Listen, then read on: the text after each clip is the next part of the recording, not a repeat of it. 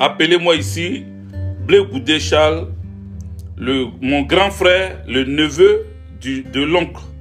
Dites-lui que quand je vais parler de lui, je me positionne comme ça.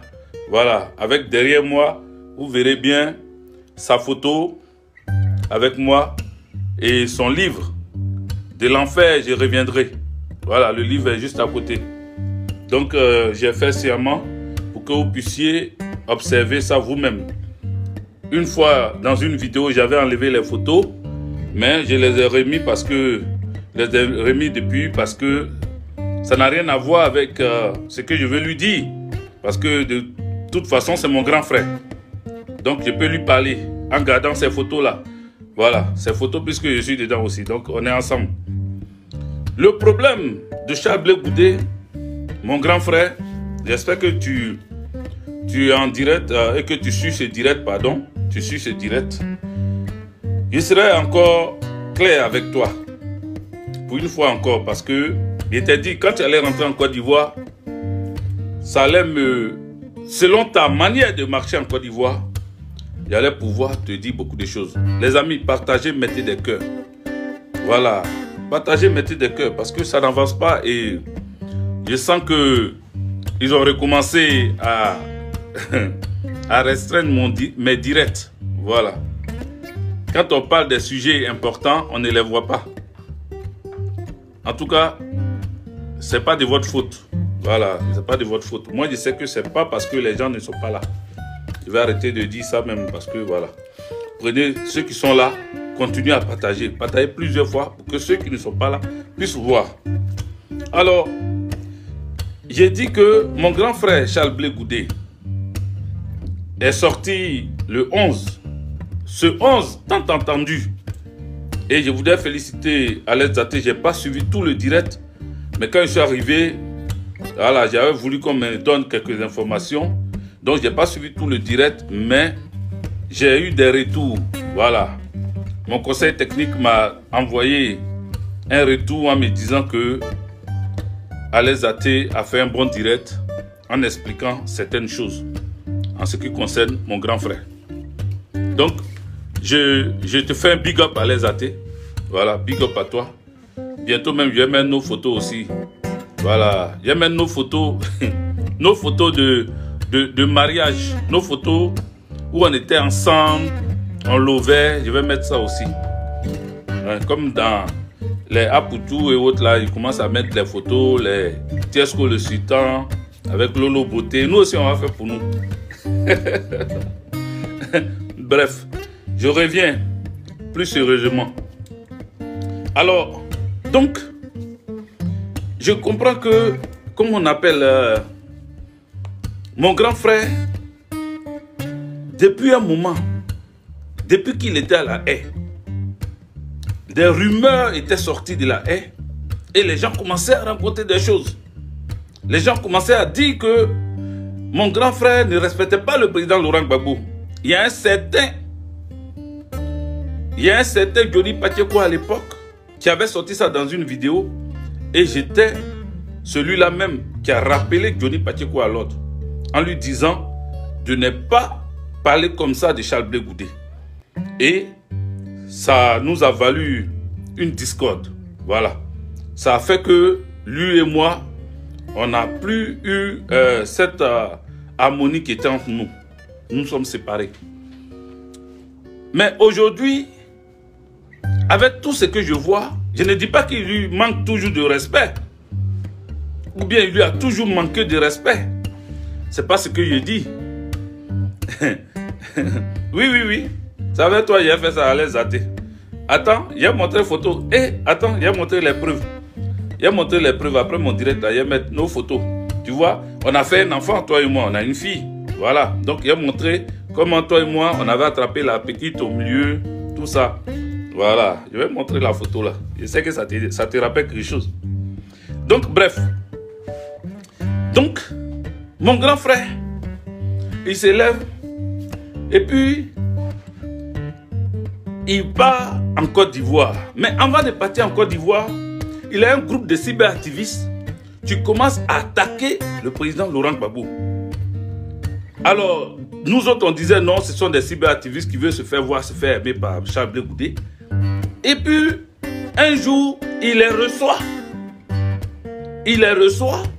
Et quand il les reçoit, il dit, ah, enfin, il va leur donner des conseils pour que ceux-là arrêtent d'insulter celui qu'il appelle son mentor, celui qu'il appelle son papa.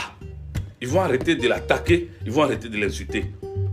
Mais, force était de constater que ceux qui étaient assis là-bas étaient plutôt acclamés, applaudis. On leur donnait le temps de venir poser des questions qui n'avaient rien à voir avec un conseil pour qu'ils arrêtent d'insulter le père. Pour qu'ils arrêtent d'insulter ton mentor. Il n'y a pas eu de conseil. C'est pour ça que lorsque, à l'époque, le camarade VP, Demba Traoré disait que le président Laurent Gbagbo, avec cette histoire d'Afin Guessan, avait commissionné ta femme et tu as dit au président Laurent Gbagbo que ta femme n'allait pas faire cette commission. Est-ce que tu te souviens de ça? Moi, je suis allé à la CPI, face à face avec toi. Je t'ai dit que je voulais te poser une question avant de m'asseoir. Tu m'as dit, ah, assieds-toi d'abord. J'ai dit non. Je vais te demander, je vais te poser une question d'abord. Tu m'as dit, ok, pose-moi la question. J'ai dit, le ministre Charles Blé Goudé, j'ai dit, grand frère, j'attends que quand des personnes viennent te voir, à leur retour de la CPI, de la prison, ils deviennent tout de suite affidés. Est-ce que vous vous souvenez de cette vidéo où j'avais posé cette question? Charles Blé Goudé, grand frère, est-ce que tu te rappelles que je t'avais posé cette question? Pourquoi quand des gens rentrent à la CPI en prison ici, et puis viennent te voir en prison, à leur retour, ils deviennent affidés? Ta réponse, je n'ai jamais oublié ça et je ne vais jamais oublier ça. Je n'ai jamais oublié et je ne vais jamais oublier. Tu m'as dit clairement, et mon témoin, père à son âme, n'est plus là. L'Amazone Maïliba, père à son âme. C'est elle seule qui était témoin parce qu'on était trois. Toi, elle et moi. Et puis, tu as dit en réponse que tu ne peux pas prier Dieu et puis venir prier les anges. Tu ne peux pas prier Dieu et puis prier les anges. En faisant allusion à Afin Guessan. En disant qu'Afin Guessan était pour toi un ange. Donc toi qui as déjà accès à Dieu, toi qui pries déjà Dieu, toi qui communiques avec Dieu, tu ne peux pas venir parler avec un ange. Voilà les propos que tu avais tenus ce jour-là. Voilà les propos que tu avais tenus ce jour.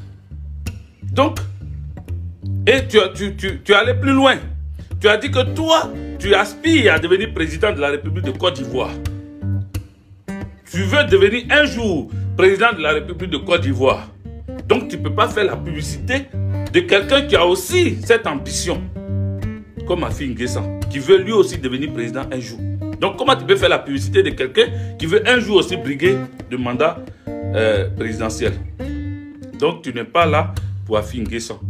Tu m'as même dit à cette époque de me citer les noms des personnes qui sont venues te voir et qui sont ressorties affidées. J'ai dit, il y a Black Model, il y a Johnny Pacheco. Tu as dit, tu ne connais pas Black Model. Tu dis, Johnny Pacheco, quand il est venu, tu lui as posé une question. Pourquoi il t'insulte? Qu'est-ce que tu lui as fait? Est-ce qu'il te connaît avant?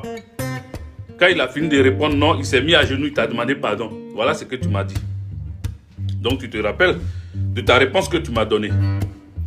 Alors, lorsque aujourd'hui, tu vas t'asseoir avec Afin Guessan, ça démontre que il y a longtemps que tu étais avec Afin Guessan. Il y a longtemps que tu suivais Afin Guessan. Donc ce que tu m'avais dit à l'époque, que toi tu ne peux pas prier Dieu et puis venir prier les anges, je pense que tu priais plutôt les anges. Je crois que tu étais plus proche des anges que de Dieu. Je pense que tu as préféré donner ta caution aux anges que de donner à Dieu. Parce que, on va écouter Demba Traoré, quand il disait, qu'il jurait que tu as refusé que ta femme fasse la commission à Afin Guessan quand le président Laurent Gbagbo voulait prouver par la voix de ta femme, parce que ta femme pouvait, Afin Guessan allait prendre ça au sérieux. Parce que quand le président Laurent Gbagbo envoie son avocat, par exemple, Afin Guessan doute de la signature du président Laurent Gbagbo. Donc quand le président Laurent Gbagbo veut commissionner ta femme, c'est parce que ta femme serait plus crédible devant Affi N'Guessan. Mais tu n'as pas accepté. C'est ce que dit Demba Traoré, on va l'écouter.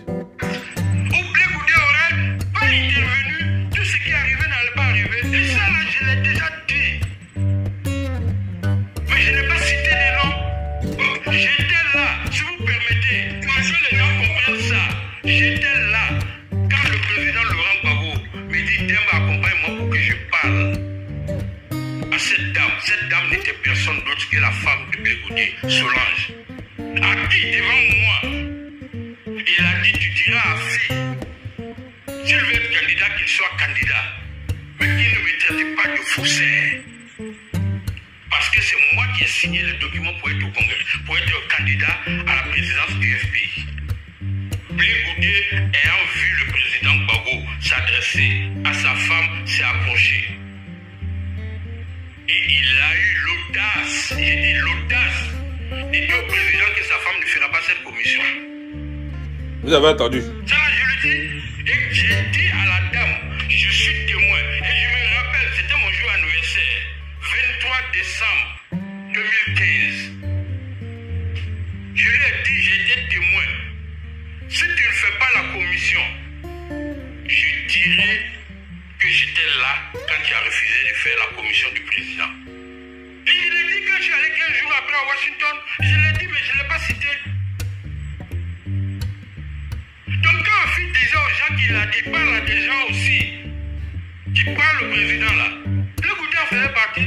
Mais ça là, combien de gens vous connaissez qui auront le courage de dire ça? Ils vont se réunir tout de suite. Mais ça ne me fait ni chaud ni froid.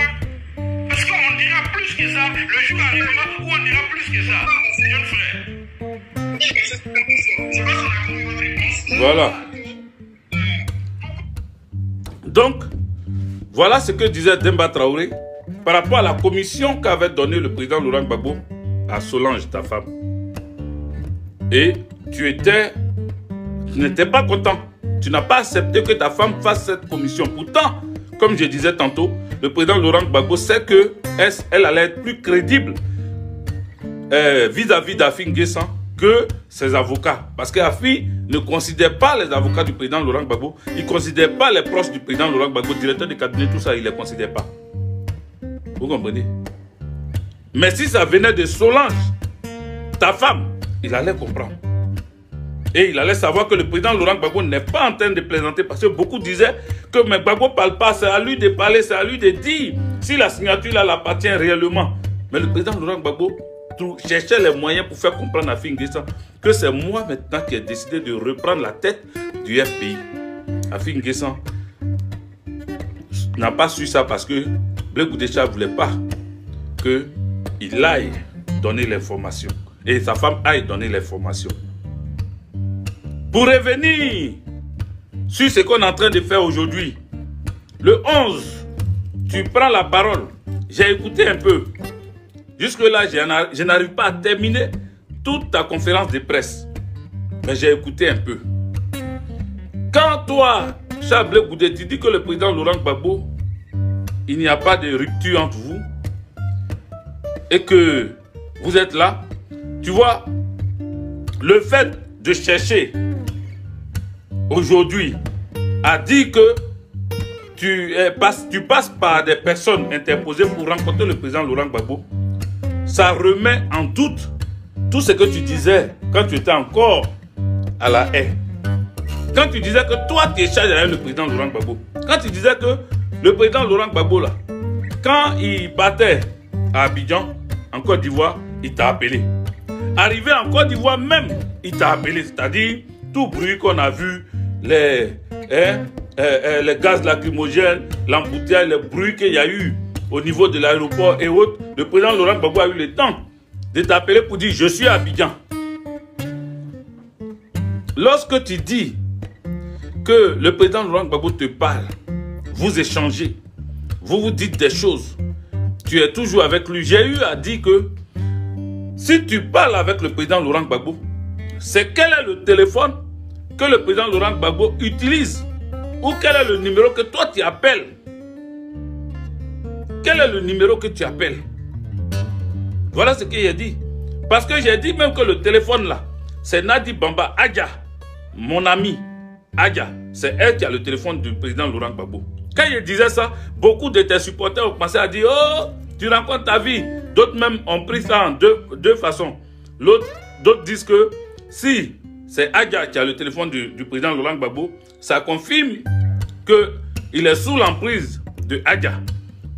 Un groupe de tes partisans là, tes vidéomans là, un groupe aussi prend ce qu'il a dit pour dire que jamais Adja ne peut avoir le téléphone du président parce que Blé Goudé Charles échange directement avec le président réellement. Donc ils étaient partagés. Mais moi j'ai été clair, j'ai dit, mon grand frère, quel est le numéro de téléphone que tu utilises et quel est le numéro de téléphone sur lequel tu appelles? C'est à qui le téléphone sur lequel tu appelles? Parce que le président Laurent Gbagbo n'a pas de téléphone. C'est le téléphone de Adja, il l'utilise. Aujourd'hui, vous me donnez raison. Aujourd'hui, là, tes partisans, là, ils n'ont qu'à venir ici. Ils vont me répondre. Vous me donnez raison ou pas? Parce que je n'étais pas dans le faux. Le président Laurent Gbagbo n'a pas de téléphone. C'est le téléphone de Adja. Oh, Blé Goudé Charles ne parle pas avec Adja. Blé Goudé Charles dit que lui, là, sa maman, il a fait un choix. C'est-à-dire le président Laurent Gbagbo à sa femme, mais lui, il dit il préfère l'ancienne, que c'est elle, sa maman. Donc, si tu as choisi, tu veux que la nouvelle, là, elle fasse quoi de toi? C'est une histoire de ton papa. Toi, tu viens choisir dedans. Pourquoi tu veux maintenant que la nouvelle t'accepte? Ou bien toi, tu appelles et puis elle prend son téléphone pour dire mon mari, tiens, il faut causer. Ou bien, quand toi, tu appelles, là, à ce moment, le président Laurent Gbagbo n'est pas avec Adja. Donc, il te décroche parce qu'il a son téléphone personnel caché quelque part d'autre. Ça ne se fait pas. Ce n'est pas avec QOTA aussi que tu appelles pour passer au président, le téléphone au président Laurent Gbagbo. Ce n'est pas QOTA Narcisse qui appelle. C'est qui tu appelles et puis tu causes avec Gbagbo. La confirmation de ce que je disais là, c'est ce qui se passe actuellement. Le fait que tu cherches à rentrer en contact avec le président Laurent Gbagbo et puis tu ne peux pas là. C'est ce que j'avais dit. Que tu n'as pas le numéro du président. Parce que le président n'a pas de numéro, il n'a pas de téléphone. Il utilise des téléphones de QOTA Narcisse, il utilise des téléphones de Adja, mais lui-même, il n'a pas de téléphone. Tu comprends? Il n'a pas de ligne directe pour que tu causes avec lui directement. C'est ce qui fait qu'aujourd'hui, tu es en train de lancer des messages sur les réseaux par voie interposée pour pouvoir joindre le président Laurent Gbagbo. Pourtant, tu sais, et je sais, le président Laurent Gbagbo là, jamais il va refuser de te recevoir. Jamais. Il n'a pas de... Lui, il n'est pas dans le problème. S'il reçoit tout le monde là, c'est pas toi, Blé Goudé, qui ne peut pas recevoir. Même à un moment, quand ils ont dit, il n'a pas salué à Salfo, machin, ça a commencé à mener une polémique. J'ai dit à Salfo là, si le président savait qu'il était en train d'arriver, il allait se lever même pour le saluer. Voilà. Mais le protocole et la sécurité, ils ont vite remarqué et puis ils ont empêché, ils ont bloqué parce qu'ils n'avaient pas de masque et ceci, cela. Ils ont trouvé des choses pour le bloquer. Mais le président Laurent Gbagbo sait que ce genre de choses peut apporter à confusion. Les gens peuvent rencontrer des choses après. Ce n'est pas de son fait. Même la sécurité là, il leur a dit 2 mots quand même par rapport à ce qui s'est passé ce jour-là.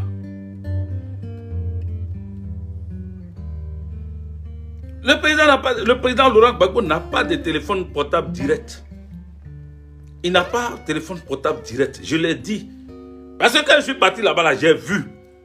C'est comme ça, même montre là. Quand il était devant Houphouët-Boigny, c'est la montre d'Alassane Draman Ouattara. L'heure. Il a demandé l'heure à Alassane Draman Ouattara. C'est la montre d'Alassane Draman Ouattara. Il a utilisé pour avoir l'heure. Le président Laurent Gbagbo, il est simple. Il a une manière de marcher que vous ne pouvez pas comprendre. C'est quand même le président Laurent Gbagbo. Ce n'est pas tout le monde qui rentre comme ça en contact avec lui. Mais toi, Charles Blé Goudé, mon grand frère, tu es venu, quand tu étais à Abidjan, il était au pouvoir là. Tu étais l'une des personnes qui rentrait chez Laurent Gbagbo sans protocole. C'est toi et Laurent Gbagbo, vous vous asseyez à la cuisine, vous mangez ensemble, vous vous taquinez. il prend ton chapeau, tu prends ton chapeau, tu mets sur sa tête. On a des photos de ça. Donc, ce même Laurent Gbagbo que tu as trouvé à la CPI, effectivement, tu cuisinais pour lui. Tu le faisais manger des bons plats africains, des plats ivoiriens. C'était bien. Oui, on ne nie pas ça. Tu étais correct, en tout cas, dans ce que tu faisais à manger et tout. Mais le président Laurent Gbagbo était en prison. Il était en prison. Si tu fais à manger, qu'il mange. Mais c'est normal qu'il soit avec toi. Supposons que les gens sortaient. Il y avait une femme là même, elle dit elle est prophétesse. Elle dit elle a vu que tu vas empoisonner le président Laurent Gbagbo. C'est pour ça qu'on t'a amené là-bas. Moi-même, j'ai fait vidéo pour dire c'est faux. Que cette prophétesse, elle n'a qu'à aller faire vision encore. Elle n'a qu'à aller chercher. C'est Dieu qui lui a montré ce message-là. J'ai dit ça. Mais le président Laurent Gbagbo là, qu'est-ce qu'il en savait? Est-ce qu'il fallait te faire des histoires en prison là-bas? C'est pas en prison, on fait pas là. Avec ton frère, le seul jeune qui est là, qui te fait à manger, qui fait pépé soupe, qui te fait à manger. Aujourd'hui, tu parles de ça. Tu dis, j'ai fait à manger au président Laurent Gbagbo et tous ses invités qui arrivaient. Mais rappelle-toi quand tu nous as fait à manger. L'Amazon Maïli, paix à son âme et moi, tu as dit quoi? Tu dis qu'il ne fallait pas qu'on parle de ça. Si on sortait, on peut parler de tout, sauf le fait que tu aies fait à manger. Parce que ça ne présentait pas bien, toi, président du COGEB, toi, comme on appelle, ministre du président Laurent Gbagbo. On va dire c'est toi qui fais pépé soupe là-bas, ou bien c'est toi qui fais les tripes à manger. C'est pas trop présentable. Donc tu nous as dit, et je ne suis pas en train d'inventer, je jure devant Dieu que tu nous as dit ça. Je n'ai pas en parler. On peut parler de tout sauf le fait que tu aies fait à manger.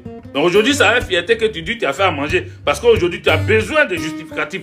Tu as besoin d'expliquer que tu étais l'homme de main du président Laurent Gbagbo en prison. C'est toi qui étais à côté de lui. C'est toi qui faisais à manger à Gbagbo. C'est toi qui faisais à manger à ses amis. C'est toi qui faisais à manger. Oui, tu nous as fait à manger. Nous tous, quand on venait là-bas, c'est toi qui faisais à manger. Ça, c'est pas faux.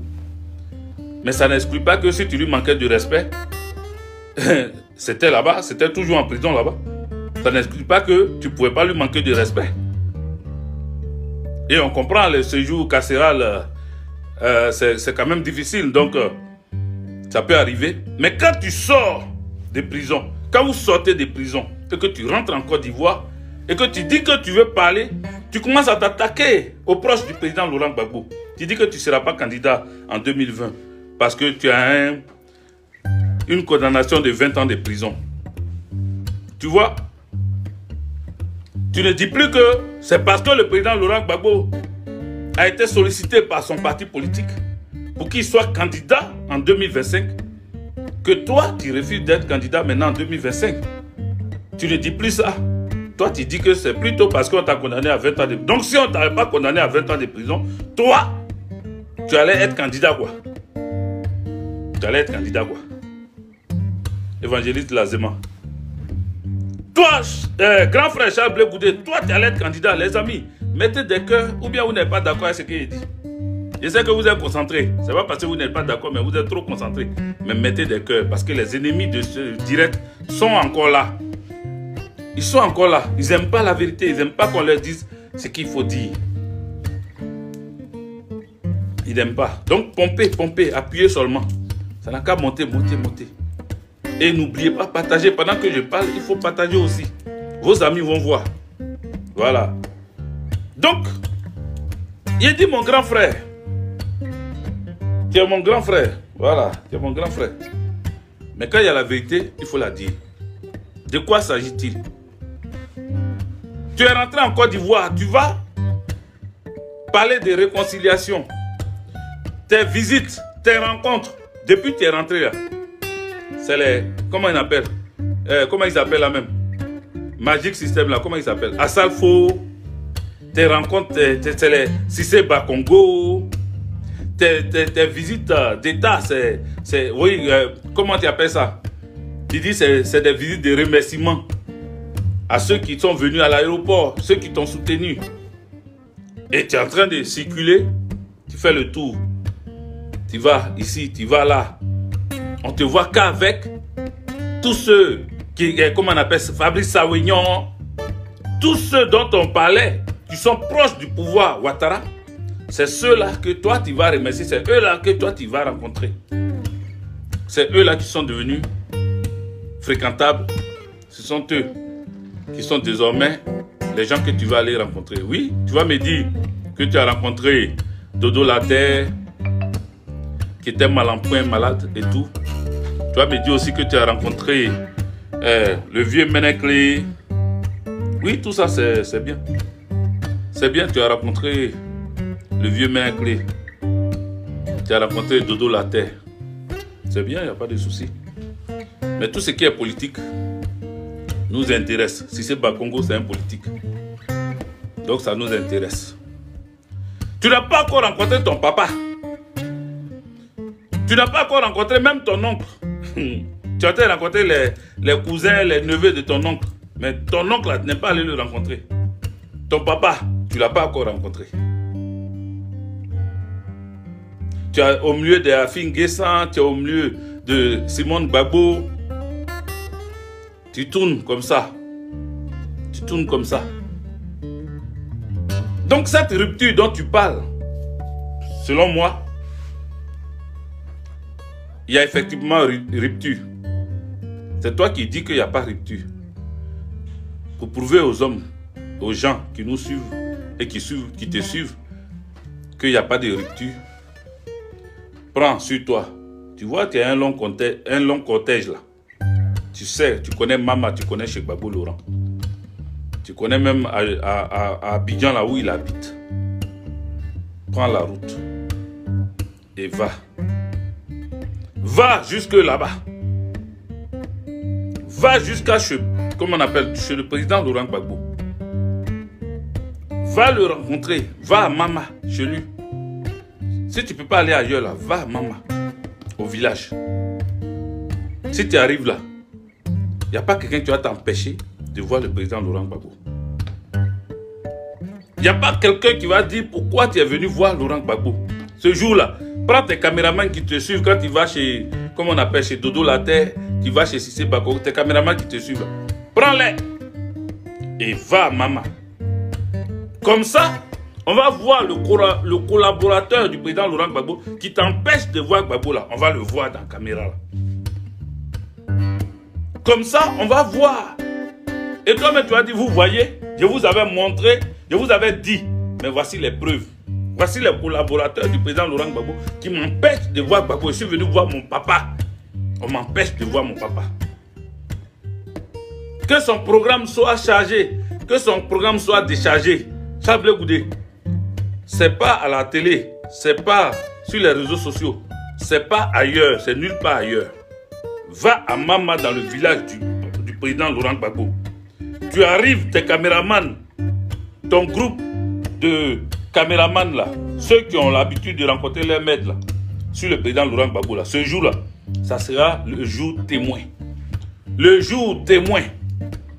Ils vont filmer ton entrée à Mama. Ils vont filmer l'homme qui va sortir, la personne qui va sortir pour te bloquer à l'entrée de Mama pour dire tu ne rentres pas. Toi, tu es qui? La personne, vous allez lui demander, toi, tu es qui? La personne a dit, je suis le collaborateur du président Laurent Gbagbo, je suis son chef de cabinet, je suis son ami, je suis son garde du corps, je suis son protocole, chargé de protocole. Nous tous, on va attendre ça dans la vidéo là. Et puis, tu vas dire, vous avez attendu maintenant. On m'empêche de rentrer, aller voir mon papa. Donc, ce n'est pas moi qui voulais aller voir mon papa. Et puis, on m'a bloqué, mais c'est les gens. Je t'ai même donné une astuce. J'ai dit, Chablé Goudé, mon grand frère, va à Lamé, va à Zopé. Là-bas où Gbagbo Laurent partait faire son meeting là. Puis toi-même, tu dis si Gbagbo est candidat. Toi, ta place dans sa campagne là, c'est ça que tu vas demander. Donc moi, il t'a dit, même si la campagne n'a pas encore commencé, mais il sait que la tournée à Zopé sera une tournée vraiment intéressante pour toi. C'est l'occasion pour toi de te mêler dans ce cortège-là et puis apparaître devant le président Laurent Gbagbo pour dire, je suis venu t'accompagner ici. Mais toi, tu as fait sciemment. Tu as fait un autre programme parce que toi, tu dis que tu es un homme politique. Donc tu fais aussi la politique. Tu as ton parti politique. Tu es le président de ton parti politique.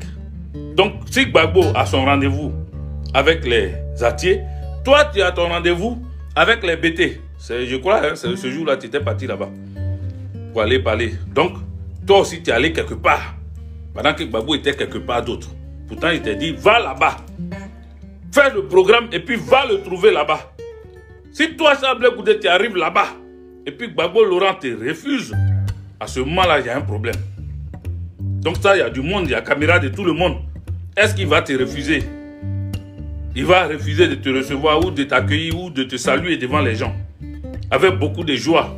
Je connais le président Laurent Gbagbo. Mais tu ne l'as pas fait.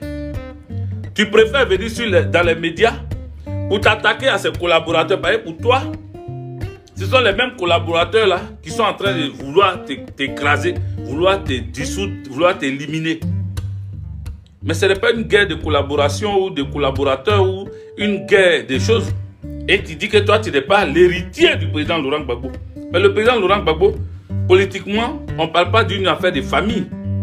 Tu n'es pas son fils biologique pour que tu sois son héritier.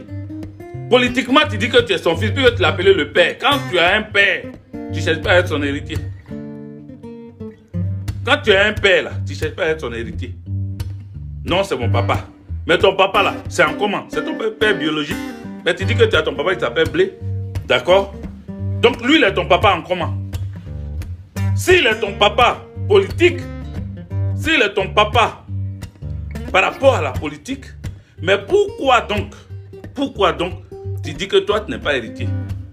Quel enfant refuserait l'héritage de son père? C'est quel genre d'enfant toi tu es? Même Teni Banani, même il n'a pas fait comme ça. Toi tu es quel genre d'enfant? Tu refuses l'héritage de ton père. Et un enfant qui s'assume, bravo, mais c'est la fierté d'un père. Mais l'héritage là, ça ne se discute pas. En France ici là, si un père déshérite son enfant et que l'enfant va en justice et que il s'est avéré que c'est réellement le père de l'enfant, la justice française accorde le partage des biens à l'enfant déshérité. Tu comprends? Je répète, en France ici là, quand un père déshérite son enfant, l'enfant va porter plainte et à la justice là, quand c'est vérifié que l'enfant est l'enfant biologique du père en question, la justice fait en sorte que le partage des biens atteigne aussi cet enfant déshérité là. Donc l'héritage là, c'est naturel. Et si toi tu es héritier, si tu es l'enfant du président Laurent Gbagbo, comme tu l'appelles papa, ton père, vu que Alassane est le frère de ton père, donc ton oncle,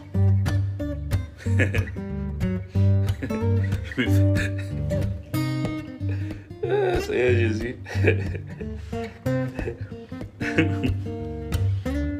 Tu t'envoies tes cousins, si c'est Bakongo et autres là. Et nous, et nous, les enfants de ton père là. Nous sommes les enfants de ton père. Pourquoi tu ne cherches pas à nous voir? On dit quoi si? Merci pour les étoiles. Pourquoi diantre tu ne cherches pas à nous voir? Nous les enfants de ton père là. Tu ne cherches pas à rentrer à côté de nous. Bien au contraire, tu dis on te cherche, on veut te tuer, on veut t'écraser, on ne veut pas de toi. On veut te faire ceci, on veut te faire cela. Le jour où tu as parlé, là, on est foutu. Donc les gens s'attendaient que le 11 tu allais tout. Tu allais casser les vrais papous. Tu allais casser dalle. Toi, tu n'avais pas cassé papou. Toi, Blé Goudé, si tu veux parler, c'est dalle, tu as cassé. Donc les gens t'attendaient. Moi, je n'ai pas suivi. Je ne t'attendais pas parce que je n'ai même pas suivi. Mais pourquoi donc tu vois d'autres personnes et tu ne vois pas ton papa? Pourquoi? Pourquoi donc tu vois les cousins de ton oncle, les neveux de ton oncle, les fils de ton oncle, et tu ne vois pas les cousins et les fils du père de ton papa? Pourquoi? Tu te poses aussi des questions. C'est difficile, non, à comprendre. Trop compliqué à comprendre. Donc pour nous, il y a un problème. Ah, les journalistes avaient vu ça depuis que tu étais à la haie. Et puis, à chaque fois qu'un journaliste t'interviewait, il te posait toujours la même question. On dit, il y a un problème entre toi et le président Laurent Gbagbo. Mais le vrai problème, là, c'était ça. Le vrai problème, c'est que tu as un souci avec la femme du président Laurent Gbagbo. C'est ça ton problème. Or, moi, j'ai une femme.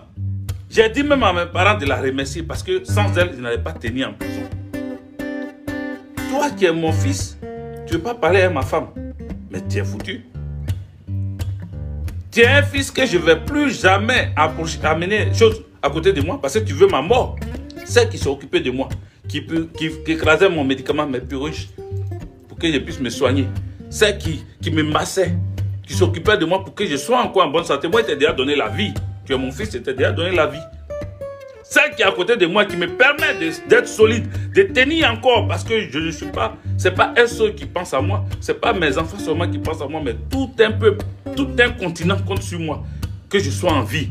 Elle m'a soutenu pour que je sois en vie. Elle m'a protégé pour que je sois en vie.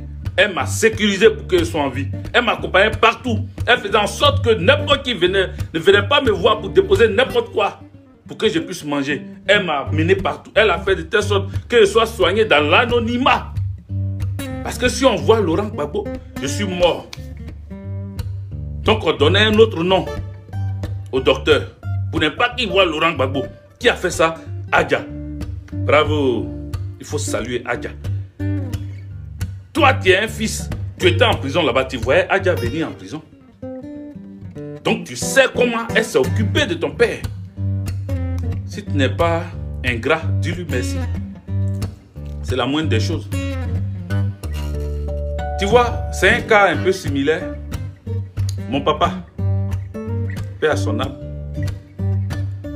Mon papa avait sa femme, sa petite femme.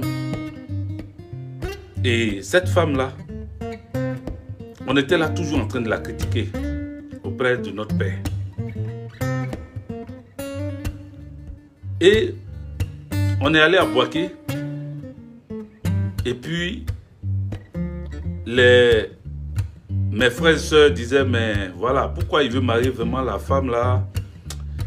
Est-ce qu'il a bien vu? Elle est plus jeune que lui et tout ça. Et puis, dans une causerie avec mon papa me dit, mon fils, je veux la marier, je veux l'épouser. Je veux faire mariage légal avec elle. Parce que c'est une femme qui m'a beaucoup aidé. C'est une femme qui m'a beaucoup aimé. C'est une femme qui m'a beaucoup soutenu. Elle était là, jour et nuit. Elle me protégeait. Elle me sécurisait. Elle me soignait. Quand j'étais malade, elle était à côté de moi. Quand je m'évanouissais, elle était là. Elle ne paniquait pas. Elle se battait pour que je revienne à la vie. Elle me donnait des cadeaux. Elle achetait des terrains pour me donner. Une femme qui sait que j'ai peur d'avoir ça. Mais elle achetait pour me donner. Une femme de ce genre-là, il faut que je lui donne une alliance pour qu'elle soit mariée légalement avec moi. Donc vous pouvez beau dire, elle n'est pas gentille avec nous. Elle est méchante avec nous. Elle n'est pas tout le temps à la maison. Et ceci et cela. C'est vous seuls qui voyez. Parce que vous n'allez pas abandonner votre vie pour venir me soigner, pour venir vous occuper de moi. Donc qu'elle soit jeune que moi, mais c'est elle qui s'occupe de moi. C'est elle qui fait que quand toi tu quittes Abidjan, tu viens me voir à Boaké ici, tu me trouves en pleine forme. C'est elle qu'il faut dire merci. Et j'ai appelé la femme de mon papa, je lui ai dit, moi, je veux être dans l'organisation de votre mariage.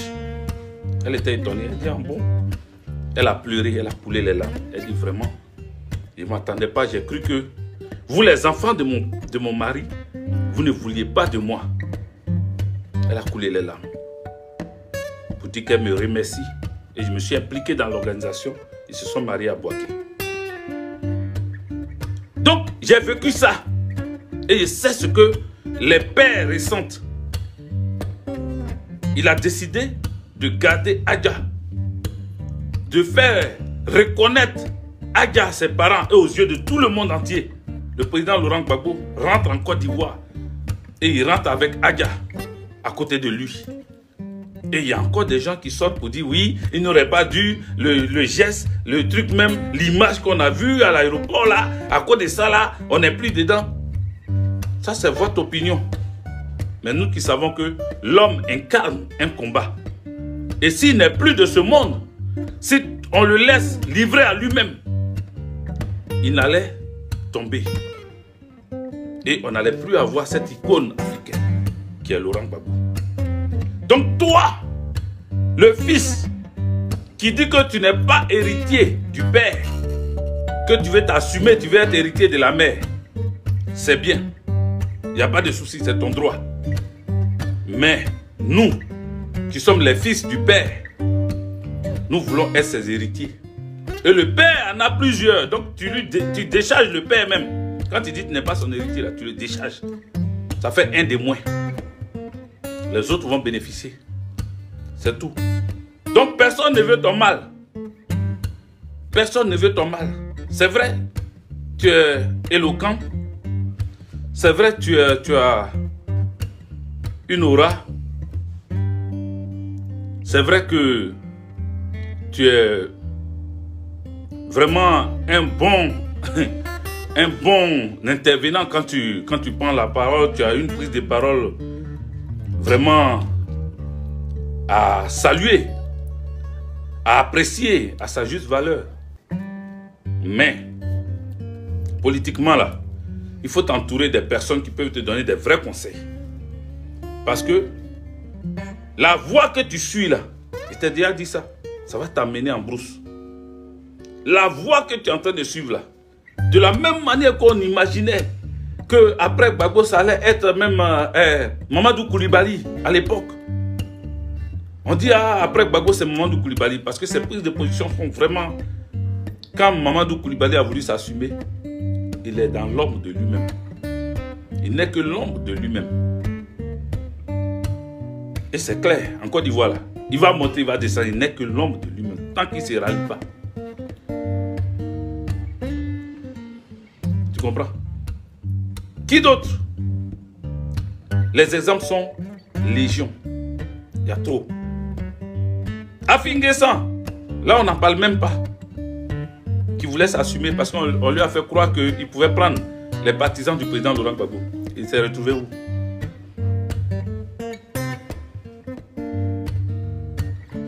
Il y a trop d'exemples. Tu veux t'assumer, c'est une très bonne chose. Tu veux être un homme politique, c'est une très bonne chose. Je te félicite. Si demain tu deviens président de la Côte d'Ivoire, on va encore aller derrière toi pour dire, ah, grand frère, tu es devenu président maintenant. Trouve-nous un petit poste quelque part là-bas.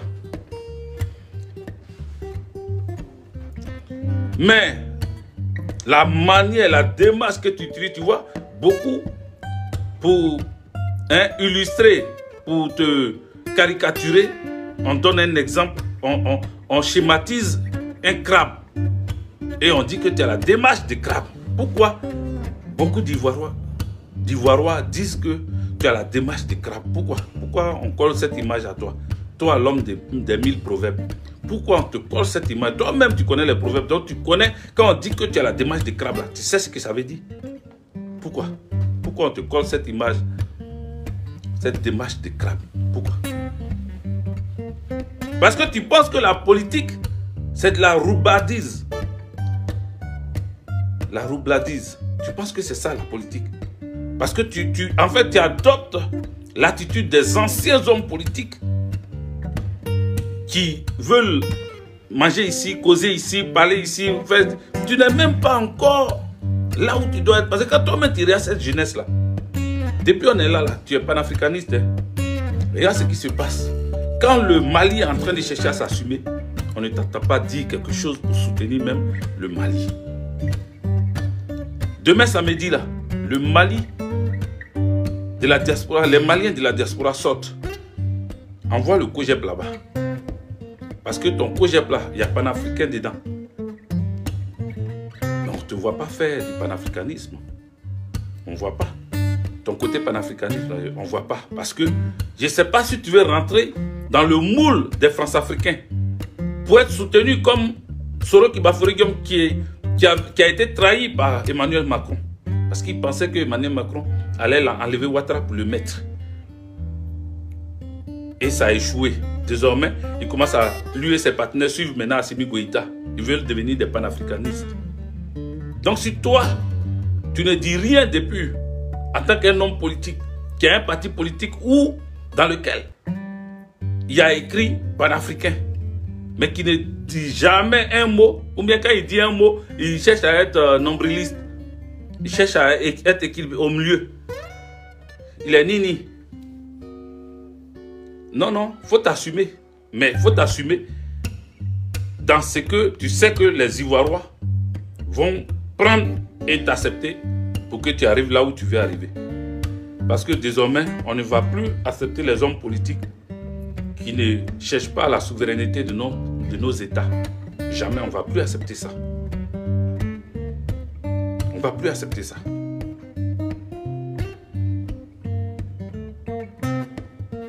On ne va pas accepter, on va plus accepter ça. Rentrer au pays pour aller jouer Lido pendant que Tobo Blé est encore en prison. Pendant que des jeunes qui ont cru en toi ont été arrêtés aussi et jetés en prison. Toi, tu t'en joué Lido, tu t'en joué Dame, tu t'en donné manger à mouton. Toi, tu visites les gens et tu parles de paix, de réconciliation. Mais la paix, tout le monde, c'est trop vague. Parler de réconciliation, parler de paix là. Ça là, d'autres ont fait ça avant toi. Et d'autres le feront après toi. Maintenant, ta partition, tu veux jouer là. C'est quoi? C'est quoi au juste? C'est quoi ta partition, tu veux jouer là? Il t'a entendu dire à un journaliste qu'il n'a qu'à attendre dans un an. Et puis il va te poser la même question par rapport comment on appelle, à la stabilité du COGEP, par rapport à l'implantation du COGEP. Est-ce que tu penses que le COGEP est vraiment en train de partir sur de bonnes voies et tout ça? Tu as dit qu'il n'a qu'à te donner un an et on verra, parce que toi tu n'étais pas là. Le leader qui n'était pas là, comment son parti marche, et le leader qui est présent maintenant, comment son parti marche. Il dit d'accord. Merci de nous avoir donné encore rendez-vous. Après le 11 là, tu nous donnes rendez-vous encore dans un an. Donc on attend un an et puis on verra. Dans un an, tu vas implanter ton parti. On verra ce que ça va donner. Mais sache qu'en tout état de cause, nous n'avons rien contre toi. Parce que tu n'es pas un adversaire coriace. Je répète. En tout état de cause, sache que nous n'avons rien contre toi. Parce que tu n'es pas un adversaire coriace. Tu ne nous fais pas peur au PPAC. Tu ne fais pas peur à Laurent Gbagbo. Tu ne fais pas peur à Damana Picasse.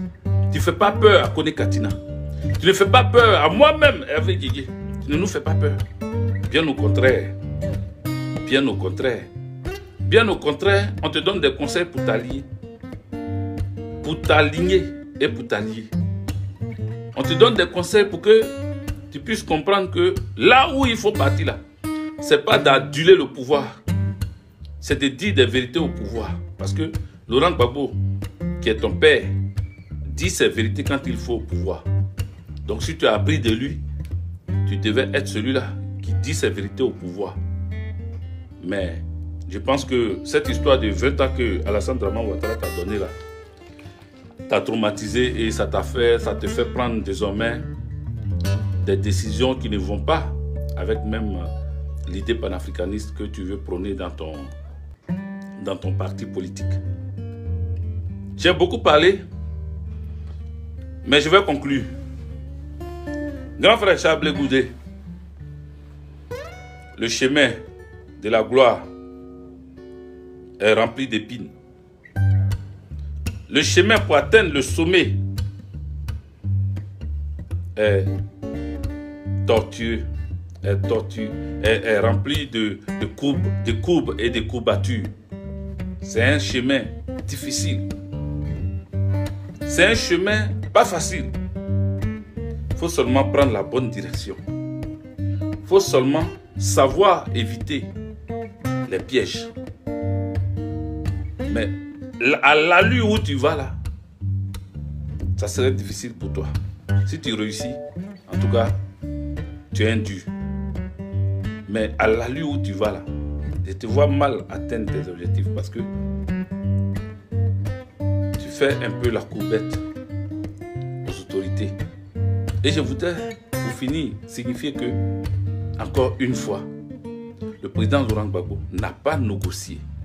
Tu fais tout pour expliquer qu'il a négocié. Parce qu'il a envoyé Diégué Danon, le président Diégué Danon, vice-président Diégué Danon, vers Ahmed Bakayoko à l'époque, ou vers le Premier ministre. Il a envoyé les Odette Soué et tout ça, avec Assou Adou, le vice-président Assou Adou. Il les a envoyés pour aller rencontrer le Premier ministre et tout, pour discuter du retour du président Laurent Gbagbo. Quand tu as dit ça, tu as bien dit, tu as dû discuter. Tu n'as pas dit, parce que tu dis discuter et après tu parles de négocier. Il n'y a pas eu une négociation. Parce que c'est quoi la négociation et puis c'est quoi la discussion? Et tu dis que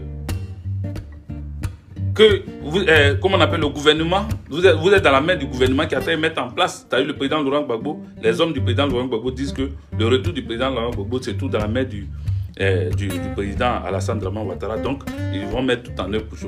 Mais tu n'avais pas dit qu'ils ont négocié.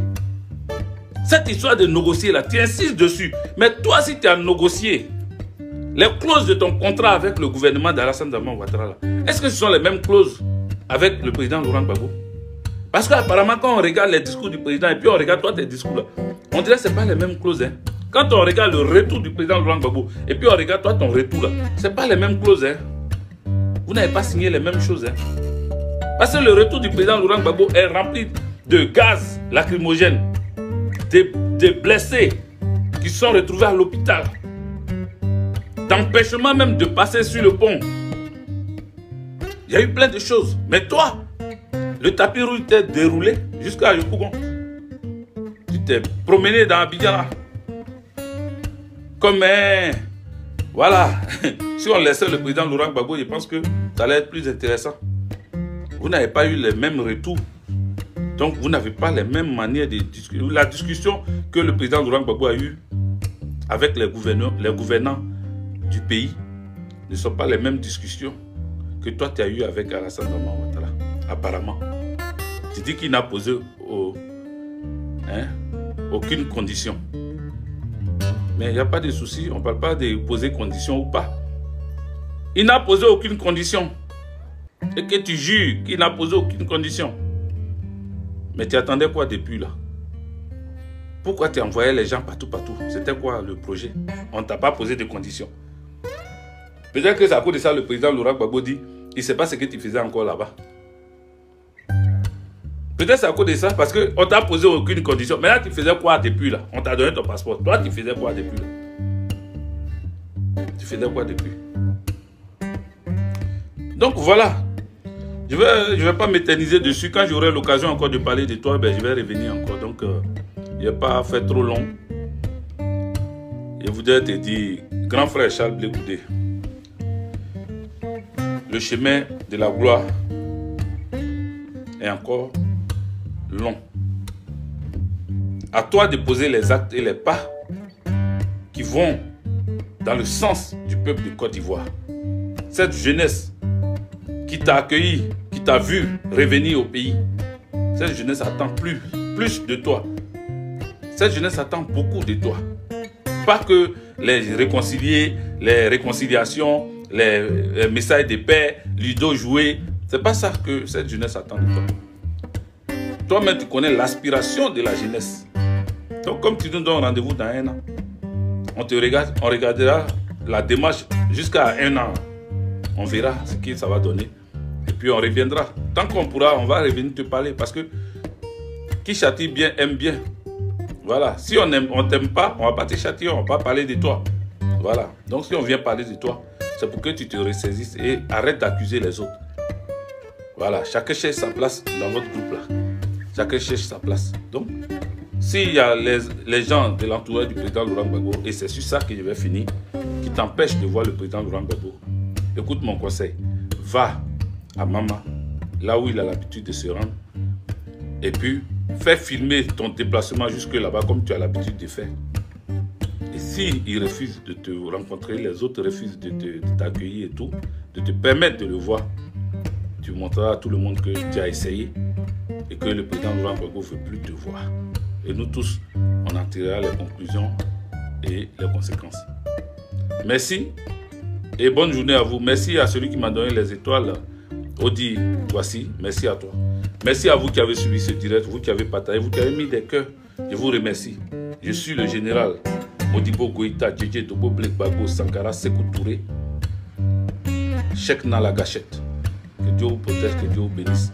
Merci à tous ceux qui ont participé à travers les commentaires et tout. Merci à vous. Merci.